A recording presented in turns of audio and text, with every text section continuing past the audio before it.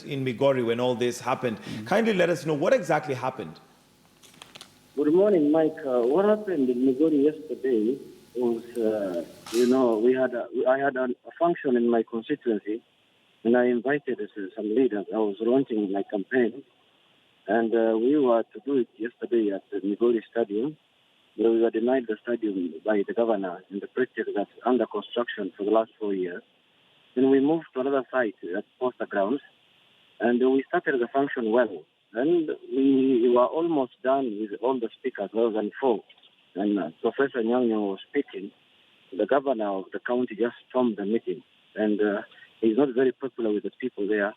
Then they told him to get down from the stage, and he refused. So they started throwing water bottles to him.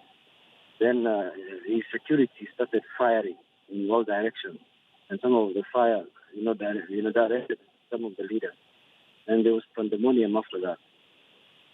You did mention yesterday on an interview that you thought it was an assassination attempt on Governor Joho. For starters, from our end, it sounds like it could have just been a rally gone wrong. Maybe when he came, and like you've mentioned, he's not popular, he was not wanted there. Maybe it's just things went wrong. Why go to the extent of thinking it was an assassination attempt? First, it was very unfortunate that the governor stormed a function which was not his. And we don't need any permission from him to hold a function in my constituency. Number 2, why we are saying it's an assassination attempt is there are bullets that went through the car of Governor Joe exactly where he was seated, on his door, and one shattered the window where he was seated. And the car is with us here, there are bullets inside, and the fire was fired exactly where he was seated on the left side on his car, when the door and the window got shattered. So that's why we believe.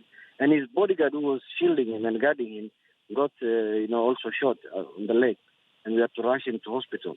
So it was a confirmation that this was a sinister motive by certain forces to harm Governor Joho in Migori, and then blame that the guy was killed in Migori area and in ODM zone. It was a well-calculated scheme, we came to realize. So the resistance we've been seeing for the last 3 days from the governor not to hold any function in my constituency, it was really, sad. How can you deny somebody, the opportunity to do what he feels like doing in his constituency with his people, the people elected him? So it tells you a lot. This matter was deeper than we thought. We were thinking initially it is a political issue, but later we came to discover that it was bigger than what we thought. Mr. Junnet, since the incident, you have been quoted as accusing the Jubilee administration of being behind the incident. What evidence do you have of that? I was woken up on Sunday night at 3 a.m. in the morning from my house by the police county commander to come and remove our podium and our public address system from the stadium. And when I went there, I found over 20 or 25 police officers at that stadium at 3 a.m. in the morning, telling us that you must get out of this stadium.